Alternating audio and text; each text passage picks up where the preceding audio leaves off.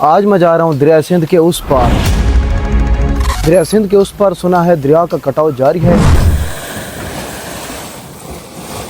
میں نے سوچا اپنے وسیب پہ جب مشکل وقت آتا ہے تو ہمارا بھی حق بنتا ہے اپنے وسیب کے دکھی لوگوں کی زبان بنے۔ تو سین کچھ اس طرح ہے، تقریباً کوئی 35 سے 40 کلومیٹر سفر کر کے ہم نے اس جگہ پہ جانا تھا جس جگہ دریا کٹاؤ کر رہا تھا، اور جس راستے سے ہم نے جانا تھا وہ بالکل سنسان اور کچے کا علاقہ تھا۔ اس لیے میں نے سب سے پہلے جا کر بلٹ کی ٹینکی فل کرائی تاکہ راستے میں کوئی مسئلہ درپیش نہ ہو۔ آگے سے میں نے جا کر ساجد بھائی کو پک کرنا تھا اور کچھ کھانے پینے کی چیزیں لینی تھی کیونکہ سفر اتنا مشکل تھا، ہمارا سارا دن سفر میں گزرنے والا تھا۔ تو فائنلی میں ساجد بھائی کے پاس پہنچا اور اس نے ہمیشہ سے مجھے لیٹ آنے کا تانا دیا۔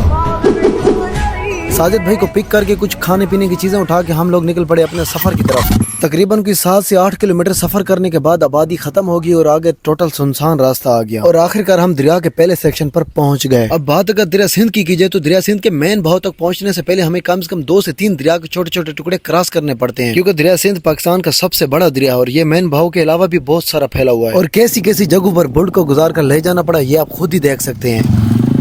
مزید کچھ سفر کرنے کے بعد آگے ہمیں ایک بہت بڑا سا کشتہ دکھائی دیا جس میں کافی سارے لوگ سوار تھے۔ ان سے بات چیت کر کے پتا چلا یہ کشتہ تو کروڑ کی طرف جا رہے اور ہماری منزل مقصود والے کشتے کو آنے کو ابھی آدھا گھنٹہ باقی تھا۔ ہاں جی، ابھی وہ بڑی کشتی تو یہاں سے چلی گئی ہے، تو انہوں نے ہمیں یہاں پہ ویٹ کا بولا کہ آپ لوگ یہاں پہ انتظار کرو۔ تو ابھی ہم لوگ دریا کے کنارے پہ درختوں کے نیچے کھڑے ہو کے انتظار کر رہے ہیں، تو ہمیں آج درختوں کی اہمیت کا اندازہ ہو رہا ہے۔ تو فائنلی کافی سارا انتظار کرنے کے بعد ابھی ایک کشتی آئی ہے، دیکھو کیا بنتا ہے کہ یہ ہمیں لے جاتے ہیں کہ نہیں لے جاتے اس سائڈ۔ السلام علیکم۔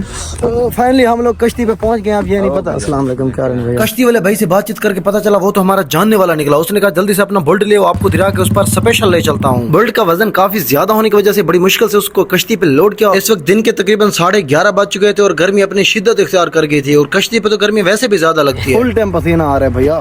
آخر کار خدا کر کے ہماری کشتی ہوئی اسٹارٹ اور ہمارے پہلے مرلے کا سفر ہوا شروع۔ تقریباً کے آدھے گھنٹے کا کشتی کا سفر کرنے کے بعد ہم دوسرے کنارے پہنچ ہی گئے۔ بلٹ کو ان لوڈ کر کے ہم نے اپنا آگے کی طرف سفر شروع کر دیا، اور آگے دھاگے کی طرف پتلی سڑکوں کے اوپر بلٹ ڈرائیو کرنا میرے لیے یہ ایک انوکھا ایکسپیرینس تھا۔ جنگل نما راستوں میں مجھے سفر کرتے ہوئے ایسی فیلنگز آ رہی تھی جیسے میں افریقہ کے جنگلوں میں سفر کر رہا ہوں۔ دریا سندھ کے کچے کے علاقے میں سفر کرتے ہوئے میرا دوست جو کہ مجھے کچے کے ڈاکوؤں کے بارے میں بتاتے ہوئے ڈرا رہا تھا کہ اچانک ہی ہم راستہ بھول گئے اور ہمیں جنگل والے راستے کا انتخاب کرنا پڑا۔ تقریباً کوئی 20 منٹ جنگل کا سفر کرنے کے بعد آخر کار ہمیں ایک سڑک مل ہی گئی۔ مزید کچھ سفر کرنے کے بعد ہم دریا کے دوسرے سیکشن پر پہنچ گئے۔ ہاں جی، فل ٹائم تھک چکے ہیں، تو فائنلی ہم لوگ دوسرے دریا کے کنارے پہنچ چکے ہیں۔ ابھی کشتی آ رہی ہے، اس کشتی پہ چڑھ کے پھر ہم نے آگے جانا ہے۔ ایک بار پھر سے ہم نے بورڈ کو کشتی پہ لوڈ کیا اور ہم لوگ نکل پڑے اپنے سفر کی طرف۔ فل ٹائم گرمی بڑھ چکی تھی اور کشتی کے اوپر کھڑے ہو کر مجھے سرکی کی وہ مثال یاد آ گئی، مترائی دی بھوک تے بیڑی دی دھوپ تو خدا بچاوے۔ تھوڑا سفر کرنے کے بعد آخر کار میں نے بورڈ کو کشتی سے ان لوڈ کیا۔ مزید کچھ سفر کرنے کے بعد ہم نے بائک کو راستے میں کھڑا کر دیا کیونکہ آگے موٹر سائیکل لے جانے کا راستہ نہیں تھا، جبکہ وہ سفر ہم نے پیدل طے کرنا تھا۔ ہم لوگ یہاں پہ پہنچ چکے ہیں، آگے ایک چھوٹا سا دریا کا ٹکڑا بہ رہا ہے، اس کو کراس کر کے آگے مین دریا آ جائے گا۔ اور کچھ یار دوستوں سے بھی آج ہمارے ساتھ ادھر آئے ہوئے تھے ساجد کے کزنوں کے پاس،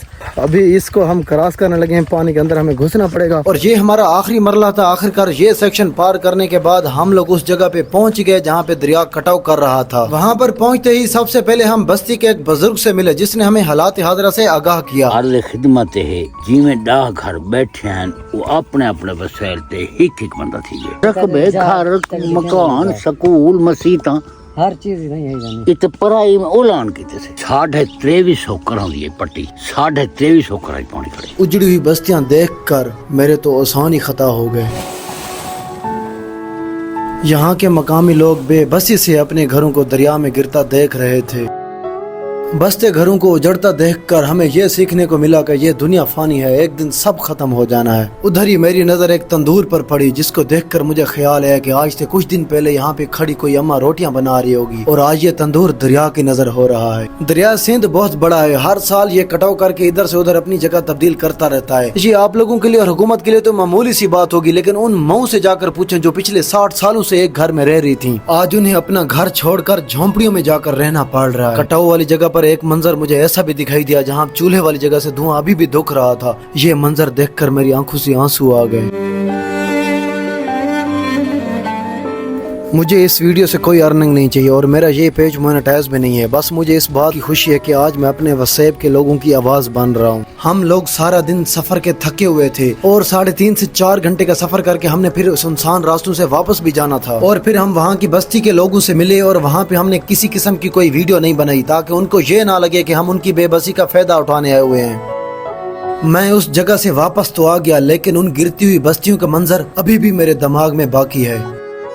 وہاں پہ رہنے والے مقامی لوگوں میں سے کچھ نے تو اپنے گھر بنا لیے، لیکن کچھ لوگوں کا کہنا تھا ہم گھر بنانے کی استطاعت نہیں رکھتے، اگر کوئی این جی او وغیرہ ہماری مدد کر دے تو ہمارے دکھ کا کچھ مداوع ہو سکتا ہے۔ سورج تقریباً غروب ہونے والا تھا اور ہم لوگ کشتی کا سفر کرتے ہوئے واپس آ رہے تھے۔ صبح سے لے کر شام تک کے اس سفر میں ہماری حالت بہت خراب ہو چکی تھی۔ میں بس اتنا کہنا چاہوں گا اگر ہو سکتا ہے تو اس ولاگ کو زیادہ سے زیادہ شیئر کریں، میں بھی ان غریب لوگوں کی مدد ہو سکے۔ ملتی ہے مزید کسی اور ولاگ کے ساتھ۔